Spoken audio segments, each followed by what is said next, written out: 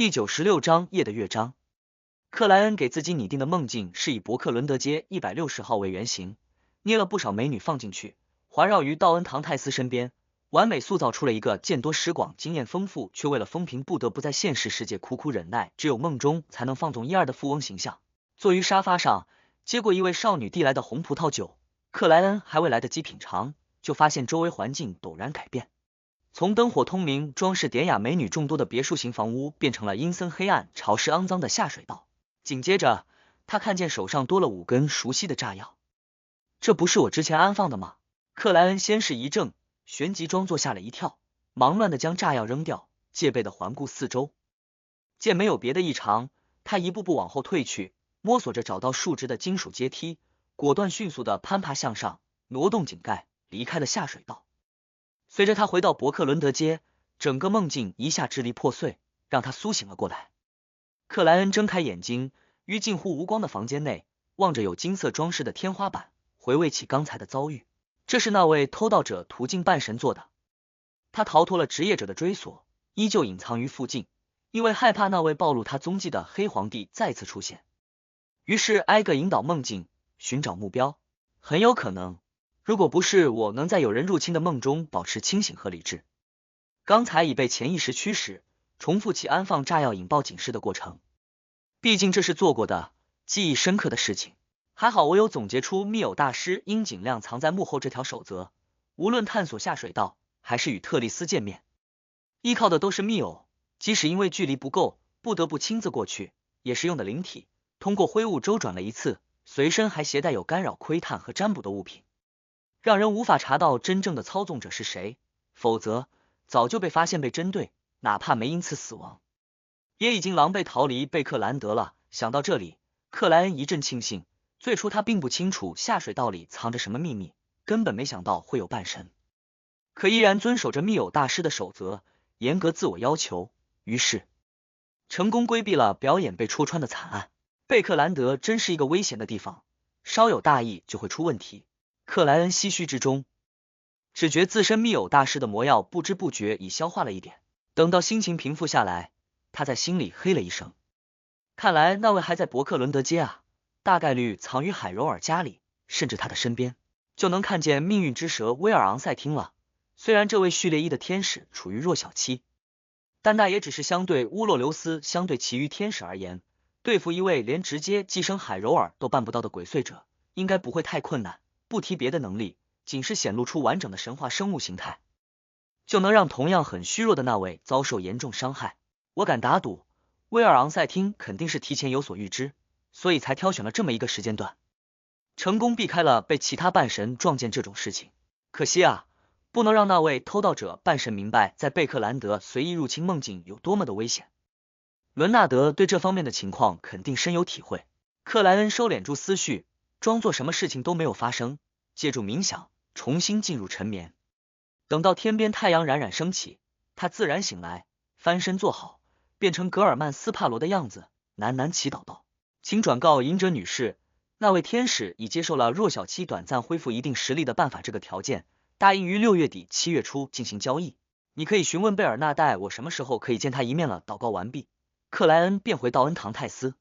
起床进入盥洗室，处理起个人问题。刷完牙，洗过脸，整个人变得异常精神后，他才逆走4步进入灰雾之上，将刚才祈祷的内容化作影像，丢入了象征隐者的那颗深红星辰。停靠于一个港口的未来号上，星之上将加德利亚看着弗兰克里充满期待的踏足码头，准备找地方变卖些物品，凑足8000磅现金，以购买德鲁伊非凡特性。忍不住抬手扶了下额头，莫名的有点不自信。虽然他自问本身层次加神秘学知识加神奇物品可以稳稳压住成为德鲁伊的弗兰克里，但记起对方的那些奇思妙想以及恐怖的实践能力，又觉得问题不会那么简单。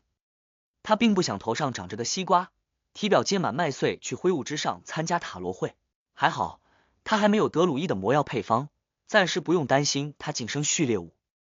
加德利亚推了推眼镜，自我宽慰了一句。就在这时，他眼前虚幻灰雾弥漫，耳畔响起了来自格尔曼斯帕罗的话语。那位天使同意了。星之上将加德利亚的表情顿时柔和了下来，笑容难以遏制的呈现出少许。一旦得到那滴神话生物血液，就意味着他距离半神层次很近了。他本身就有神秘学家的魔药配方，之前也已经积累贡献。从摩斯苦修会换来了一件主材料，剩下的那件他同样知道哪个渠道有，该用什么办法获得。等到7月份，加德利亚嘴唇抿着，眸光从厚厚的眼镜后透出，缓慢的环顾了船长室一圈。周四上午，克莱恩刚结束一堂古典文学课，就听到了虚幻层叠的祈求声。进入灰雾之上，他发现祈求者是隐者加德利亚。这位星之上将请愚者先生转告世界，神秘女王已答应了要求，如果他在贝克兰德，那今天晚上11点于塔索克河南岸大桥入口附近见面。贝尔纳代还滞留在贝克兰德啊？克莱恩具现出格尔曼斯帕罗，做了肯定的回应。夜里10点58分，他进入盥洗室，从衣兜里抽出了一个纸人。啪！克莱恩抖了一下，让纸人化为道恩唐泰斯，坐于马桶上，手拿书籍，疑似出神。然后他凭空矮了3-4厘米，脸庞瘦削了下来，线条深刻了许多，已是变成了格尔曼斯帕罗。紧接着，他左掌戴着的手套变得透明，有无数道虚幻的影子呈现于内。克莱恩旋即看见周围颜色先是浓郁，继而分明，层层重叠在一起，自身则淡化消失于现实世界。他迅速穿梭在临界，不断根据定位调整自身的方向，也就是几秒钟的功夫，便出现于贝克兰德大桥在塔索克河南岸的入口。此时夜色深重，大桥之上无人行走，四周极为安静，只隐约能见一队守桥士兵立在不远处。克莱恩正要寻找神秘女王贝尔纳代的踪迹，忽然看见一根根青绿色的豌豆藤从高空垂落而下，交织成繁盛茂密的森林。这森林往上看不到顶端，一根根藤蔓结成不同的道路，或穿插或盘旋，一直延伸到了高空。克莱恩仅仅怔了一秒，就随意找了条豌豆藤绕出来的，悬挂于半空的小径，一步一步前行。不知过了多久，他看见那些绿色的植物连成吊床般的座椅，于高处轻轻摇晃。神秘女王就坐在那里，穿着白色因蒂斯式衬衣和深黑色夹克外套，腰挎一根细细的刺剑，除了没戴三角帽，做着标准的海上船长打扮。他没像之前在贝克兰德与夏洛克莫里亚蒂接触时那样，只露出一双黑色的皮靴。此时栗色长发自然披下，蔚蓝而深邃的眼眸望了过来，柔和但不含情绪的开口道：替我感谢你背后那位存在对愚者还是挺尊重的嘛。我之前回答的几个问题应该解开了他不少疑惑。顶着格尔曼斯帕罗面具的克莱恩礼貌回应道。好的。贝尔纳代眸光没有移动，依旧望着他道：你这次有什么事情？克莱恩停顿一秒，说出了早就组织好的语言：我想请你帮忙，让他呈现出长期受到黑夜教会查尼斯门后封印核心力量侵蚀的状态。说话间，克莱恩让怨魂塞尼奥尔浮现在了身旁。贝尔纳代深深望了眼端正势力的血之上将，没去问格尔曼斯帕罗为什么知晓自己有办法，平静说道：黑夜教会不同教堂的封印核心是有区别的，被侵蚀后的状态也不一样，是黑夜途径还是死神途径的，或者其他，是教区主教堂还是一般城市中心教堂。他直接剔除了黑夜教会总部宁静教堂这个选项，因为连天使之王都不敢打那里的主意。克莱恩回想了下道：教区主教堂，黑夜途径。神秘女王贝尔纳代轻轻颔首道：那我可以让他受到相应的侵蚀，但这样一来，你这个密友也就基本毁掉了。最开始还能正常使用，随着时间的推移，侵蚀的加深，它会逐渐沉眠，再也不会醒来。能将彻底侵蚀的时间尽量延长吗？克莱恩忍住心疼的问道。血之上将塞尼奥尔这个密友可是他所有财产里价值排在前列的。贝尔纳代神情平淡的说道。最长2个月。克莱恩内心挣扎了2秒，没什么表情的回答道：好的。他当即以手按胸，行了一礼，感谢你的帮助。神秘女王贝尔纳代没再说话，收回目光，伸出右手，在半空勾勒出一个个与巨人语、巨龙语、精灵语、古赫密斯语都有所不同的单词，那些单词带着星辉般的光彩，交织成奇异的符号，似乎开启了一扇通往灵界深处的密门。密门敞开，一股风吹了出来，上半身化作包裹着白布的男子。安眠号角。贝尔纳代嗓音轻柔但威严暗藏的说道。那上身人下身风的男子恭敬回应：从一条白布内取出了一个人类头骨。这头骨眼窝深邃幽暗，难见底部，其余地方则有一个又一个形状不一的孔洞，附近布满裂痕，洁白如同玉石。贝尔纳代接过这安眠号角，望了格尔曼斯帕罗一眼道：“你后退至少50米。”克莱恩没问为什么，将怨魂塞尼奥尔留在原地，沿着豌豆藤铺出的道路快速远去。超过50米后，他忽然听到了一阵悠远宁静、悲伤暗荡的旋律。下意识间，克莱恩抬头望去，看见根根豌豆藤遮掩的地方，贝尔纳代正腰背微弯的坐着，他立发轻动，脑袋低埋，将那个人类头骨凑到了嘴边，让一个个孔洞吹出了气流，交织成页的乐章。那乐章带着让人平静的力量和淡淡的忧伤，一点点扩散开来，却未惊动豌豆藤森林外的守桥士兵。克莱恩立在那里，认真听着，心里突然涌现出对家的思念。那是一个漂泊许久的旅人，最渴望也最触碰不到的归处。第97章6月来临。黑色的夜里，青绿的藤蔓森林中，克莱恩闭着眼眸，倾听着那仿佛从天边传来的乐章。他身心皆是宁和平静，却又感觉有细微的沉郁与悲伤在滋长，在弥漫，在回荡。不知过了多久，那悠扬的旋律终于消失，垂挂的豌豆藤间，轻柔的夜风徐徐吹过。克莱恩无声叹息，睁开眼睛往上望去，只见神秘女王贝尔纳代正将手中有着一个个孔洞的人类头骨交给上身人下身风的仆役。好了，贝尔纳代柔和平淡的嗓音随之响起。感谢你的帮助。克莱恩再次行了一礼，操纵着怨魂塞尼奥尔走回身边。这个时候，一根根豌豆藤往上缩起，逐渐淡化，青绿色的森林很快消失不见。克莱恩和塞尼奥尔同时落在了大桥入口，周围安静无人，只不远处有一队守桥士兵被朝正面，与之前毫无区别。刚才童话般的场景似乎只是幻觉。直到这个时候，克莱恩才有空闲审视自己的密偶，发现他比之前更像一个死人了，脸色苍白，气息阴冷，有明显的阴森渗人感。这应该是一次性大剂量侵蚀的结果。若只是值守查尼斯门，每周1到2次，一次1个白天，应该不会这么严重，不可能2个月就无法承受。如果真是这样，即使是正神教会也负担不起这样的损耗。估计正常的内部看守者能存活好几年，甚至10来年，但中间容易异变，容易失控。他们选择成为内部看守者时，应该已经知道会有这样的结局。克莱恩一阵唏嘘，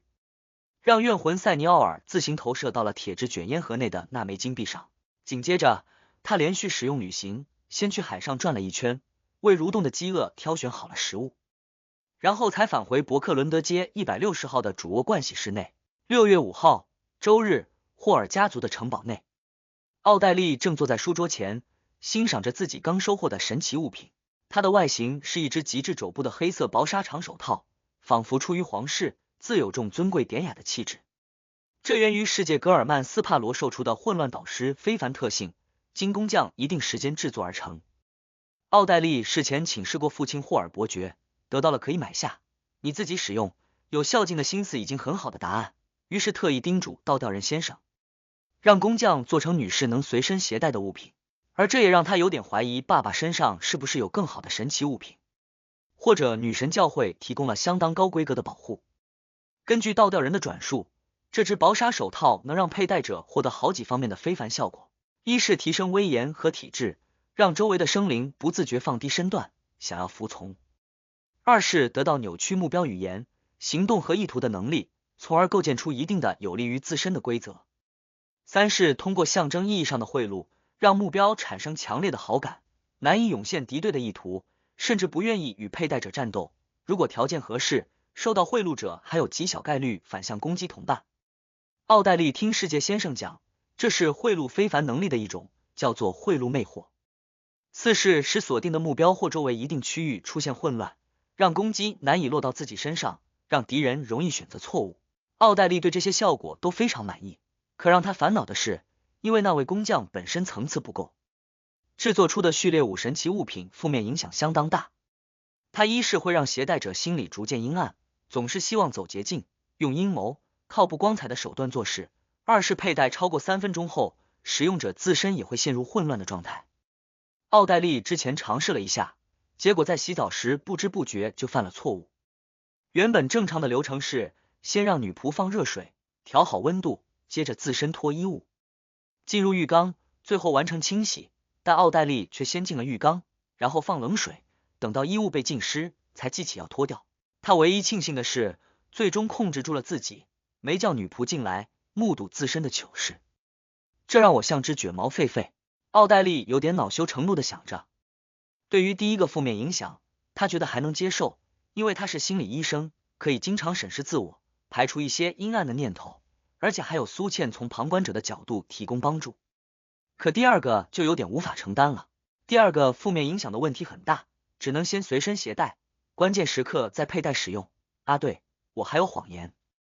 它能放大我的情绪，与这只手套配合在一起，会让心里的阴暗非常严重，现在的我未必能抵御。奥黛丽闭眸转动，思考着解决的办法。就在这时，她听见了咚咚咚的敲门声，她的贴身女仆安妮在外面说道：小姐，伯爵有事找你。奥黛丽任由那只黑色薄纱手套放于桌上，直接起身来到门边，打开了房门。在家里没穿外套，只是衬衣配马甲的霍尔伯爵摸了摸自己的漂亮小胡子，呵呵笑道：还没准备好吗？等下就要返回贝克兰德了，明晚是你18岁的生日舞会。说话间，霍尔伯爵看了女仆安妮等人一眼，让他们自觉地退出了一段距离。哎，又到每年的社交季了。奥黛丽故作成熟的点了点头。注意。霍尔伯爵望了眼女儿，笑着问道：想好怎么利用那件物品了吗？奥黛丽抿出笑容道：当然，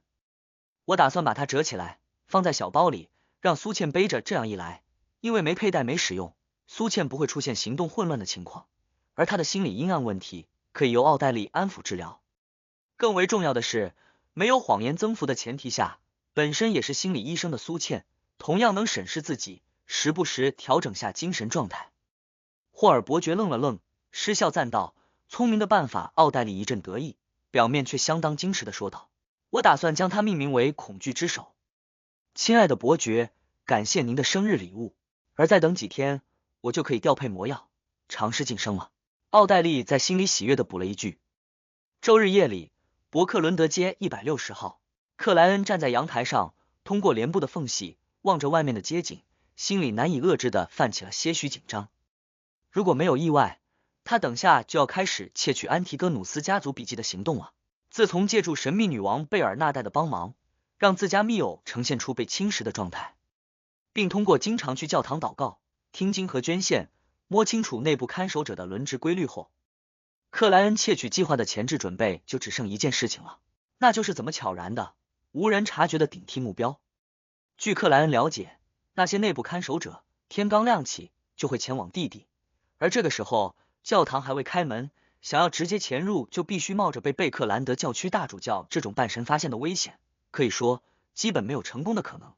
所以克莱恩的打算是提前一天就潜伏进教堂，耐心等待机会。这毫无疑问需要足够的伪装，但难不倒无面人。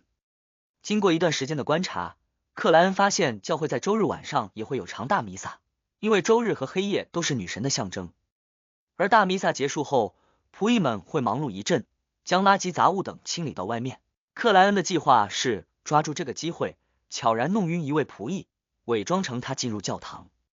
睡至下人房。为此，他已提前从月亮埃姆林那里买到了剂量合适、能让人沉睡10个小时且不造成生理伤害的安眠药剂，付出了足足5磅。呼，过了几分钟，克莱恩缓慢吐了口气，拉拢窗帘，走回房中，逆行4步，进入灰雾之上，坐至属于愚者的位置。他沉思近1分钟，具现出纸笔，书写下了占卜语句。这次偷窃安提戈努斯家族笔记有危险，放好暗红圆肤钢笔。克莱恩从左腕袖口内取下了那条灵摆，以左手持握银链，让黄水晶吊坠悬于纸面。差一点接触，他进入冥想，闭上眼睛，默念起占卜语句，一连7遍后，缓慢睁眼，看见灵摆在做顺时针转动，幅度普通，速度一般，有危险，但属于正常范围。克莱恩迅速做出了解读，他其实有点担心这是否又被谁干扰了，就像欲望母树曾经做过的那样。但这无法证实，更无从证伪，所以当占卜结果计划预案和自身准备都满足必要条件时，克莱恩已是有了决定。他望着逐渐停止转动的黄水晶吊坠，用母语低沉开口道：“箭在弦上，不得不发。”话音未落，克莱恩让灵性包裹自身，模拟出下坠的感觉，返回了现实世界。这一次，他打算随身携带的物品只有3件：一是蠕动的饥饿，二是塞尼奥尔金币，三是阿兹克铜哨。它们的共同特点是都能放入铁质卷烟盒内，用纸人天使和灵性之墙提供双重遮掩。而其余事物大概率通不过扎尼斯门，容易引发封印核心的异变，所以克莱恩将它们连同现金全部丢到了灰雾之上，做好了出现问题立刻远逃的准备。就是12800镑买的考伊姆公司3%股份只能绑定在道恩唐泰斯这个身份上。克莱恩迅速收敛住思绪，拿了面镜子放至枕头上，接着他画出了召唤魔镜阿罗德斯的那个神秘符号。注意，历史上的伦敦社交季是12月圣诞后到6月，而这本书做设定的时候，考虑到一些情节的安排和鲁恩上流社会主要信仰是风暴之主两方面，将商量国家大事的时间放在了风暴多发的6到9月份，社交季也就自然变成了6月到新年。当然，秋冬季的周末，贵族们肯定会去乡下猎狐。大家不要弄混了，不要在别人问伦敦社交季的时候回答刚好相反。第98章潜入。克莱恩枕上的镜子瞬间焕发出如水流淌的辉芒，一个个银色的光点蠕动聚合成了相应的鲁恩纹。至高的伟大的主人，您忠实的谦卑的仆人阿罗德斯时刻等待着为您效劳。克莱恩立在床边，看着镜子，外表平静的问道：那本安提戈努斯家族笔记在圣塞摩尔教堂查尼斯门后哪个地方？他要提前确认好位置，以便直奔目标，用最短的时间完成计划，借此规避掉可能发生的种种意外。镜子表面，那银色的单词扭曲变化，重新形成了一行文字。它是1分级封印物，在第2层靠右区域，更具体就看不清楚了。克莱恩嗯了一声道：该你提问了。阿罗德斯当即让镜面的银色单词散去，于波光里重新凸显出问题。您还有什么吩咐？如果处在正常状态下，克莱恩此时肯定会暗啧一声，但高度紧绷的精神让他只能点头说道：像之前那样看着我的幻想，应对意外。好的，主人。魔镜阿罗德斯毫不犹豫就给出了回应，紧接着又补了一行单词：我会控制住自己本能的，我向您灵界之上的伟大主宰发誓。克莱恩轻轻颔首，向前2步，让镜中映照出了道恩唐泰斯的样子。这影像越来越清晰，越来越庞大，最终如同真实。稍作调整，克莱恩让假人躺在了床上，看起来似乎已经入眠。这时，他发现道恩唐泰斯转过了脑袋，对着自己谄媚一笑，同时伸出2只手掌往上拉了拉被子。克莱恩没有说话，一边变成表情冷峻的疯狂冒险家格尔曼斯帕罗，一边让还戴在左掌的蠕动的饥饿豁然透明。他的身影迅速淡化，旅行到了圣塞摩尔教堂所在的佩斯菲尔街另外一端，接着步行至白天有歌群飞舞的广场，藏匿于阴暗的角落里。又过了一阵，教堂内出来了一批参与夜晚弥撒的信徒。不久，多位仆役拿着各种杂物离开教堂，走向了100余侧面小巷内的垃圾桶，并分出一批人员处理骑马车停放点的粪便。就在这个时候，其中一个仆役身体突然抖了一下，旋即埋低脑袋，认真清理，甚至非常径直地往广场方向移动，似乎要处理那里的杂物。由此渐行渐远，渐至阴影浓厚的地方。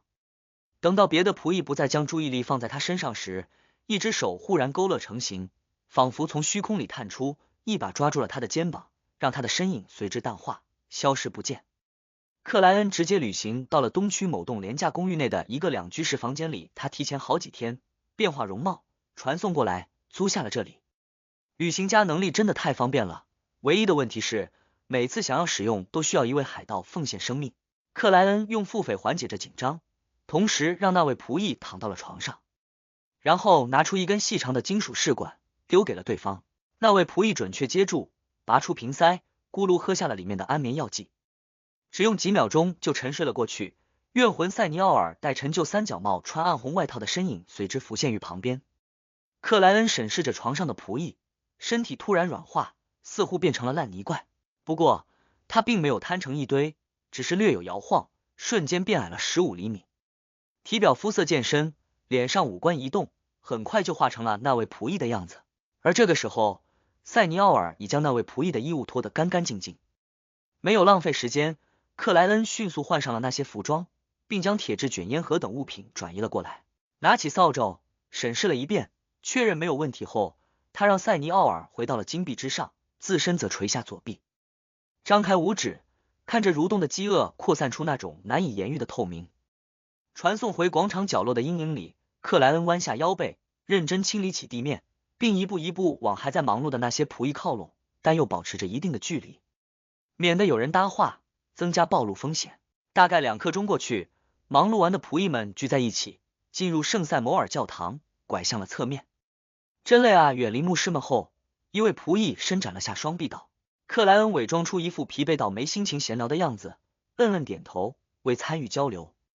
很快，他们回到了仆役居住的地方，这是2个相对的大房间，里面摆了多张高低床，每张床旁边都放有木柜和箱子。克莱恩顿时有点抓瞎，不知道该进左边还是右边。还好，他是占卜家，这种不涉及非凡者、不涉及神秘领域的事情，可以完全的依赖灵性直觉，而且他还拿着扫帚，于是他装作手滑，隐蔽的做了次卜杖寻路，得到了该往右边的启示。进入右侧房间，克莱恩故意慢了2拍，观察起其他仆役的举动，然后学着他们将扫帚放置门后区域，并去外面集体盥洗室洗脸漱口和冲脚。等到他慢吞吞弄好，属于他的床已经凸显了出来，没被占据的那张。躺至床上，克莱恩终于放心了一点，悄然舒了口气。仆役们都很劳累，没用多久就全部睡去，呼噜之声此起彼伏。克莱恩保持着清醒，动作幅度很小的摘掉蠕动的饥饿，将它叠成很小一块，塞进了铁质卷烟盒内，与阿兹克铜哨、塞尼奥尔金币放在一起。时间1分1秒流逝，他因为精神太过紧绷，根本没法睡着，只能依靠冥想强行沉眠了几个小时。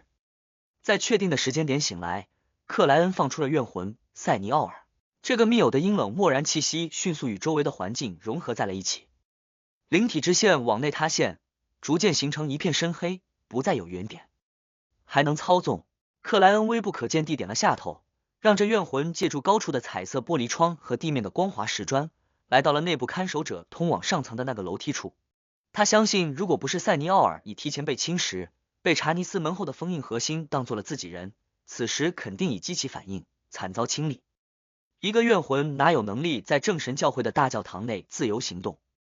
而正是有封印核心的默认和指人天使的干扰，居住在这座教堂某个地方的半神级大主教灵性未有触动，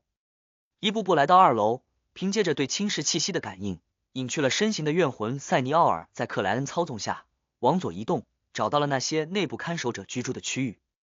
明天是周一，这周的周一应该是我最早见过的那位内部看守者负责。克莱恩早就摸清楚了轮值规律，让穿着暗红外套的怨魂悄然穿过木门，飘入不同的房间，分辨起目标。因为也就那么几个人，他很快就找到了那位脸部皮肤松弛、鼻子很大、头发稀疏、颜色如霜的老者。怨魂塞尼奥尔当即取出一只装有安眠药剂的金属试管，将它放在了旁边，然后抢在那位内部看守者有所察觉前，直接附身了过去。沉睡中的那位内部看守者还未来得及苏醒和做出对抗，就失去了身体的控制权，只能勉强睁开灰蓝色的眼睛，看见自己动作艰难的拿起旁边的金属试管，拔掉软塞，咕噜喝掉了里面的液体。他的身体不协调、不正常的抖动了起来，内部仿佛在自行激烈的搏斗。足足1分钟过去，他才慢慢软化，重新闭上眼睛，进入了无梦的沉眠。做完这一切，怨魂塞尼奥尔离开了这位内部看守者的身体，再次借助各种镜面跳跃回仆役居住的区域，然后直接进入了克莱恩的身体。克莱恩旋即散发出阴冷、死寂、漠然的气息，就连想做表情都似乎变得困难。他慢慢起床，无声离开仆役房间，行于月光照不到的阴影和壁画包围之中，一步一步来到2楼，进入了目标房间。立在床边，仆役模样的克莱恩身影陡的拔高，头发稀疏变白，鼻子扩大了少许。也就是那么几秒的功夫，他已和服食了安眠药剂的内部看守者一模一样，就连气息都毫无区别。换上旁边的神职人员黑色外套，克莱恩将眼前的内部看守者和仆役衣物移到了床底，自己躺了上去，默算起时间。5:30，他提前起床，吃掉昨晚就准备好的白面包，喝了杯清水，安静地望向了窗外。天色刚有亮起，克莱恩维持住没有表情的状态，开门走出，下至1楼，沿着自身初步掌握的路线，拐向了左侧。行了一阵，他不出意料地看见了位牧师。这是前职业者的经验，所以克莱恩并不担心找不到通路。那位牧师立在通往地下区域的密门外，抬起右手，在胸口顺时针点了4下，道：愿女神庇佑你。赞美女神。克莱恩低哑回应，同样画了的绯红之月。他没有停留，越过那位牧师，在两侧灯火的照耀下，一步一步走完了阶梯，前行至十字路口。根据对周围地理环境的掌握，克莱恩相信拐向右侧会远离教堂，应该是前往职业者伪装的某某安保公司或是别的组织，所以毫不犹豫往左转过了身体。就在这个时候，他看见位戴着红手套的男子迎面走来。这男子墨发绿瞳，长相出众，穿着相当随意，正是伦纳德·米切尔。第99章近在咫尺。看到伦纳德·米切尔的时候，克莱恩腰背肌肉瞬间变得僵硬，精神紧绷的仿佛拉开到极限的弓弦，随时可能断裂。他记得很清楚，诗人同学体内寄生着一位偷盗者途径的天使帕列斯·索罗亚斯德，他能察觉到自身的特殊，从而窥破伪装。如果那位老爷爷将眼前看守者有问题的事情告诉伦纳德，那麻烦就大了。只能寄希望于诗人同学害怕自身秘密曝光，捏着鼻子假装不知道。之前在停更的时候，虽然他总是说每个人都有自己的秘密，不用那么在意，但那都属于没直接针对教会的情况，谁知道他会不会突然正义感爆发，决定忠于职守，冒险揭破。毕竟这和因斯赞格威尔那件事情很像。这个瞬间，克莱恩的额头差点沁出冷汗。坦白的讲，他没预料到会在前往查尼斯门时碰上伦纳德，因为对方已经是红手套，而非普通的职业者，不用再轮班值守，这个点也不该在地底。不过，克莱恩旋即想到了一个关键点，那就是能察觉自己特殊的是帕列斯·索罗亚斯德，而非伦纳德·米切尔，前者的态度更为重要。这位老爷爷知道我知道他的存在，一旦他戳破我的伪装，让我陷入险境，就必须做好被我揭发的准备，到时候肯定是互相伤害，谁都没有好处。而对一位偷盗者途径且不信仰女神的天使来说，这完全没有必要。如果我是他，只会装作什么事情都没有发生，根本不提醒伦纳德·米切尔，不将自身的安危寄托于宿主的一念之间。迅速理清了思绪的克莱恩恢复了镇静，迎着戴红手套的伦纳德·米切尔走了过去。伦纳德不甚在意的看了眼对面头发稀疏双白的内部看守者，忍不住抬起右手，半捂住嘴巴，打了个哈欠。这是晚上不睡觉，没事情做，去值守室找人玩牌了，真是标准的不眠者啊。克莱恩大致明白了身为红手套的诗人同学为什么会出现在这里。他回忆着在停更室时，那些内部看守者遇到职业者的反应，沉默的对伦纳德轻轻颔首，用右手食指和中指于胸口顺时针点了4下，仿佛画出了一个圆月。伦纳德用同样的动作给予回应，没有一点察觉的越过皮肤松弛、鼻子较大的内部看守者，笔直前行。克莱恩无声吐了口气，保持着刚才的不平和不服，一路走到了目的地。那铁黑色的对开大门沉重冰冷，铭刻着漆煤圣灰，似乎没有任何事物能够撼动它。克莱恩侧过身体，斜走2步，敲了下看守室的房门，在轮班的职业者见证下，打开了查尼斯门。里面深邃的黑暗顿时涌动了起来，哪怕内中有一根根雕刻着花纹的银色蜡烛在静静燃烧，也无法驱散这种感觉，而那幽蓝的火焰反倒加深了死寂沉静的味道。与此同时，克莱恩只觉黑暗里有一条条无形的事物刮过自己的皮肤，深入了体内，穿过真实与虚幻的界限，与怨魂塞尼奥尔连接在了一起。忽然间，他眉开灵视，也看见了充斥满整个扎尼斯门后的黑色细线，它们轻轻晃荡，或抱团或延伸，仿佛哪位女士在舒展自己的发丝，或者某种怪异生物在挥舞触手。克莱恩表情淡漠地向前迈步，进入了封印之地，然后转过身体，将查尼斯门推至合拢。这个时候，外界的声音似乎被彻底隔绝，那里安静到如同王者的国度，让人不由自主就会联想开来，不由自主就感到恐惧，这让克莱恩记起了小时候，哪怕没有听鬼故事，偶尔也会躺在自己的小床上，睁眼注视着黑暗，不敢睡觉。难怪女神有恐惧女皇的称号。克莱恩将视线投向旁边，提起了放于角落的马灯，熟练的将它点燃，昏黄的光芒顿时倾泻而出，染上了些许幽蓝。披着黑色神职人员长袍的克莱恩没有急着步入地底，前往第2层寻找安提戈努斯家族的笔记，而是留在门后，耐心的做起等待。他这是防备职业者急需某些事物，却碍于夜晚无法取出，只能等待天亮。根据他的经验，内部看守者进入查尼斯门后的前5分钟是最容易被打扰的时间段之一，只要能平稳度过，只要中间没有别的意外发生，那正常的取用材料事项将等到8点左右，也就是职业者和文职人员的标准上班时间。换句话说就是，克莱恩一旦撑过前5分钟，后面近2个小时内基本不会被职业者打扰。当然，实际上的行动时间不会这么宽裕，黑夜教会的教堂8点就要开门，仆役们至少会提前1到1个半小时起床忙碌，6点30分之后，其他仆役随时可能发现有同伴失踪。时间1分1秒流逝，克莱恩的心跳难以遏制的加快了少许，只觉这5分钟是如此煎熬。终于默数完毕的他将目光投向了黑暗深处的石质台阶，那是前往第2层的通道。此时此刻，这里再无人能限制他。到了这一步，克莱恩感觉已经战胜了 70% 的困难，剩下的 30% 主要在得手之后怎么离开。当然，各种意外总有一定概率发生，克莱恩没有大意，提着马灯，一步一步走向了那石质台阶。对于别的非凡者来说，查尼斯门后的第1层其实比封印物更加有吸引力。这里存放着各种非凡材料、魔药配方和隐秘知识，甚至关押着被逮捕的邪教徒、野生非凡者。潜入者不管是想发财晋升，还是解救同伴，只需要活动于这里就已经足够。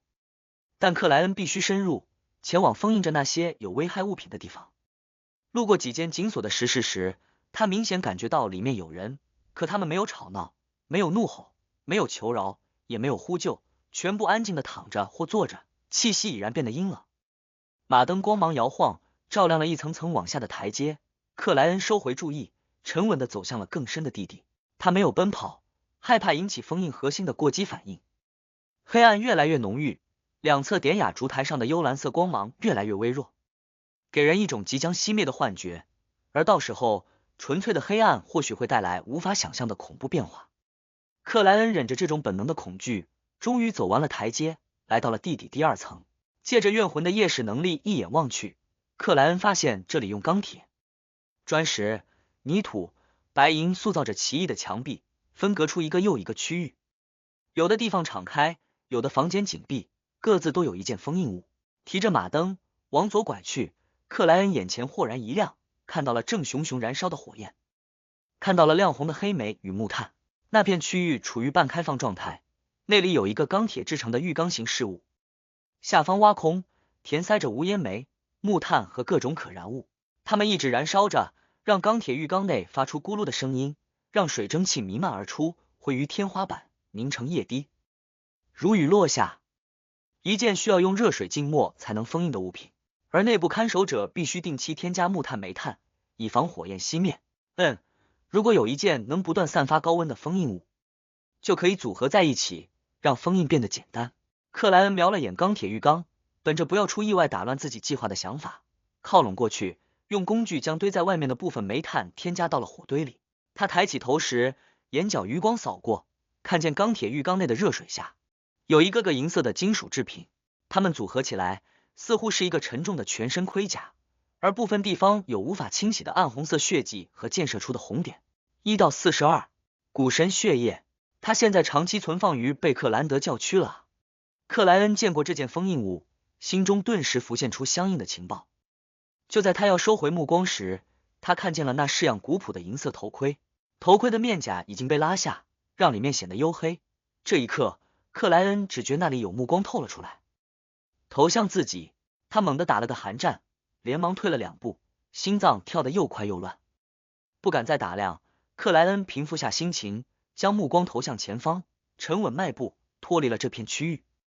经过几个封闭着的地方后，他灵感突有触动，只觉右手边某个地方有某件事物在召唤自己，并且发出了心脏膨胀收缩时的扑通扑通动静。果然，那本安提戈努斯家族笔记一直在等待我前来。克莱恩冷静地确认了之前的判断，循着那虚无的召唤，改变方向，一路靠近。也就是2-3分钟的样子，他看见了一个10门半开的房间，里面黑暗深沉，没有一点光亮。随着马灯的照射，一个由根根白骨组成的空荡书架映入了克莱恩的眼帘，上面摆放着一本封皮坚硬、漆黑的古老笔记，那本安提戈努斯家族笔记。霍纳奇斯·弗雷格拉，霍纳奇斯·弗雷格拉，虚幻的声音钻入了克莱恩的耳朵，让他确定自己找到了目标。事情很顺利，但克莱恩不敢有一点大意和鲁莽，小心翼翼地进入房间，缓慢地靠拢过去。害怕封印安提戈努斯家族笔记的措施会对自身造成伤害，于是当距离拉近后，他胸腹间突然伸出了一只手，袖子呈暗红色的手，这是怨魂塞尼奥尔的手。密偶大师守则之一，能用密偶的情况下尽量用密偶，真出了什么问题由密偶承担。就在这时，房间门口突然响起了啪的声音，就像有谁走了过来。克莱恩瞳孔一下放大，想都没想就扑向了白骨书架，让胸腹间的密偶之手能尽快抓住安提戈努斯家族笔记。与此同时，他右掌探入衣兜，就要打开铁质卷烟盒，带上蠕动的饥饿，抢在封印核心给出反应之前直接传送离开。这个过程中，他脑海内自然浮现出了门口的景象，一个头戴兜帽、穿着古典长袍的身影立在那里，面容秀美却脸无表情，黑眸幽邃但缺乏灵性。那个直接抹掉了 A 先生，终止了贝克兰德大雾霾事件的教会高层，他怎么会藏在地底？这不符合逻辑。克莱恩心中惊恐刚有涌现，就本能的低头看向了自己的身体，他的身体就像遭向皮擦光顾的铅笔画，被飞快抹除着，还未碰到安提戈努斯家族笔记，就已彻底消失不见。第100章小镇。在脑海陷入断电状态前，克莱恩只来得及闪过2个念头：好强，根本没法抵抗，不知道这种死法还有没有复活机会。思绪刚有回荡，克莱恩眼前已是一片漆黑，整个人完全失去了知觉，就像进入了没有梦境的最深沉眠。不知道过了有多久，那无光无声的黑暗突然晃动，他隐隐约约迷迷糊糊的有了点感觉，认为阴冷之风在吹拂自己。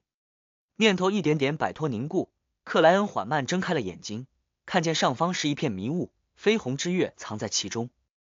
时隐时现，这是又复活了，还是进入了冥界？即使是后者，问题也不算太严重，说不定还能找白骨信使帮忙联络阿兹克先生，只不过以后要转为不死生物或者灵界生物了。克莱恩思绪还有点沉重，仿佛被人往脑袋里灌了浆糊，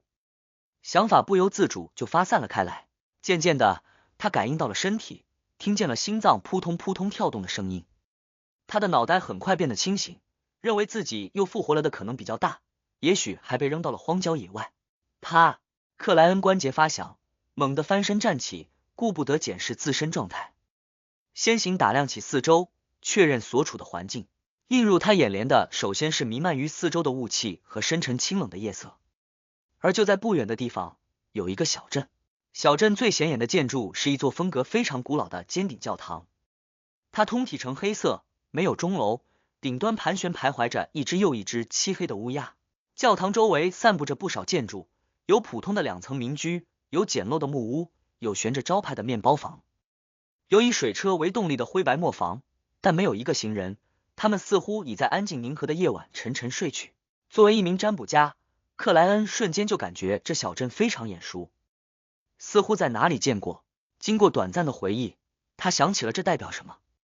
这是神战遗迹夜晚的危险源泉。进入苏尼亚海最东面的那片区域后，当夜晚降临时，如果有谁不睡觉，不进入梦境世界，等到天色亮起，正午来临，就会被发现已无声无息失踪不见。克莱恩有一次因黑之圣者于梦中惊醒，就看见大海的远处，宁静夜色笼罩的地方，存在这么一个神秘诡异的迷雾小镇。他甚至怀疑，所有在神战遗迹的夜晚消失的生灵，都进入了那里。现在他自己来了，就置身于这迷雾小镇外面不到100米的地方。与黑夜有关，目标会消失不见，像是被擦掉。那位教会高层的能力并不是直接抹杀敌对者，而是将他们送到这里。在神战遗迹夜晚失踪的生灵，也是遭遇了类似的事情，可据说占卜无法获知他们的下落，只能解读出他们或许还活着，当然，也可能是我能够复活，所以才会出现于这里。思绪分成间，克莱恩收回目光，利用小丑的能力审视起自身的状态。他已变回了克莱恩·莫雷蒂的样子，可依旧穿着属于内部看守者的神职人员黑色长袍，身上并不存在遭受伤害的痕迹。各种经历已是不少的克莱恩迅速冷静了下来，右掌探入衣兜，打开那个铁质卷烟盒，将里面折叠起来的人皮手套取出，戴至左手。确认蠕动的饥饿还能使用后，克莱恩拿起阿兹克铜哨，凑至嘴边吹了一下。可是他飞快开启的灵视中，白骨信使并未出现。对于这种情况，克莱恩并没有感觉太意外，反而觉得这才正常。毕竟在苏尼亚海最东面神战遗迹的夜晚失踪的那些人始终未被找到。要知道，这么多年累积下来，里面应该不乏可以召唤信使的非凡者，比如灵教团的成员。这里和灵界直接隔离了，这么看来，旅行是无法使用了。不愧是教会派遣来对付贝克兰德大雾霾事件的高层，他将目标送至这里，似乎就相当于永恒的放逐和囚禁，用简单的正常的办法肯定不可能联络到外界。逃离这里，甚至胜者层次的都难。克莱恩并未慌乱，颇有底气。他当即将阿兹克铜哨放回铁质卷烟盒里，开始准备逆走4步。他要用去灰雾之上的办法破解这迷雾小镇的囚禁。浮生玄黄仙尊，浮生玄黄天君，浮生玄黄上帝，浮生玄黄天尊。克莱恩一步一句，迅速完成了仪式。然而，他的耳畔并未出现那熟悉的疯狂呓语，眼前也没有看到无边无际蔓延的灰白雾气。克莱恩眸光一缩，呆滞了几秒。这里竟然可以隔绝他与灰雾之上那片神秘空间的联系，这让他最大的底牌无法使用。之前多次，克莱恩就是仗着能去灰雾之上，才摆脱了不少危难，而现在这个办法失效了，这还是他第一次遇到这种情况。呼，有种外挂被封了的感觉。克莱恩用吐槽缓解了下紧绷的情绪，他依据自身的神秘学知识，初步怀疑眼前的迷雾小镇大概率与真神有关，因为只有这样才能解释无法进入灰雾之上的问题。这里与黑夜联系密切，我又是遭遇教会高层才被送进来的。难道是女神亲手打造的监狱？有可能，她是隐秘之母，说不定可以直接将人和物转成隐秘状态，让现实世界的人永远无法找到。克莱恩认真思考了一阵，果断决定进入迷雾小镇探索，因为最可能藏着离开办法的就是那里。到了这一步，他已经不去想来不来得及召集塔罗会的事情。当然，暂时也不用担心这个问题，他已提前取消了本周的塔罗会，因为窃取安提戈努斯家族笔记的行动相当危险，充满变数。克莱恩怀疑自己说不定要死上一次，今天未必来得及复活，所以干脆找了个过得去的理由，让大家多准备1周。有了决断后，克莱恩当即让体内的怨魂浮现于旁边。这密友的状态已是非常不好，死寂阴冷的气息宛若实质，让源于灵体之线的操纵都有了些滞涩感。还好，还勉强能用几天。还有，之前 A 先生也被那位教会高层擦掉了，说不定就生活在附近某个地方，必须小心几乎等于疯子的他。克莱恩变成格尔曼斯帕罗的样子，让血之上将塞尼奥尔行于前面，当先走向了那座迷雾小镇，他自身则遵循着总结出来的密友大师守则，拖在后面，隔了至少110米。经过这段时间的消化，克莱恩操纵密友的极限距离已提升到了120米，利用灵体之线初步控制目标和彻底转化为傀儡的时间也有了相应缩短。若面对灵体强度处于同一层次的敌人，一个是16秒，一个是4分钟。安静到没有其余声音的迷雾世界里，戴陈旧三角帽、穿暗红外套的怨魂塞尼奥尔没用多久就进入了那诡异神秘的小镇。镇内不少房屋的门还开着，似乎在欢迎来自异乡的客人。克莱恩借助密友的视线，看见里面的桌上分别摆放有啃了一半的白色面包，装着红葡萄酒的玻璃杯，凌乱的银质刀叉。这看起来像是有人正在享用晚餐，可是却没有谁存在。那不同房屋的主人们似乎于生活里突然蒸发掉了。蒸发。克莱恩脑海内忽地浮现出这么一个单词，忙让塞尼奥尔将视线投向那灰白色的磨坊。磨坊里，借助锋利的石磨还在无声转动，可以没有面粉出来，地上则撒了许多。这样的场景有点熟悉啊，我似乎在哪里听说过。克莱恩一点点皱起眉头，边依靠密偶继续审视环境，边仔细回忆相似的情况。就在他想着要不要用梦境占卜问一问自身灵性时，相应的答案终于被翻找了出来。类似的场景出现于霍纳奇斯山脉主峰的古代遗迹里。根据文献记载，那里的建筑物内陈列和摆设都保存完好，壁画也未有损坏，有的桌上还摆着不少餐盘，餐盘里有干涸的腐烂痕迹。某些房间内有半瓶几乎变为清水的酒。发现者提及，最初看到这样的景象时，他甚至以为这里的居民瞬间蒸发了。这个迷雾小镇和霍纳奇斯山脉主峰的古代遗迹有一定联系。不会吧，兜兜转转又碰上了。克莱恩脸庞肌肉忍不住抽动了2下，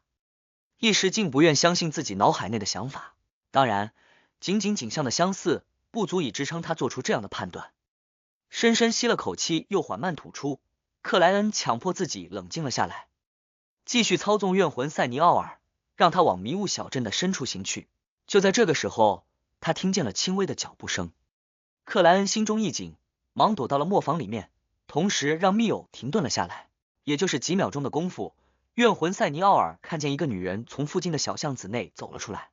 这女人穿着纯白的长袍，头发松松垮垮的挽起，脖子修长白皙，容貌极为明艳。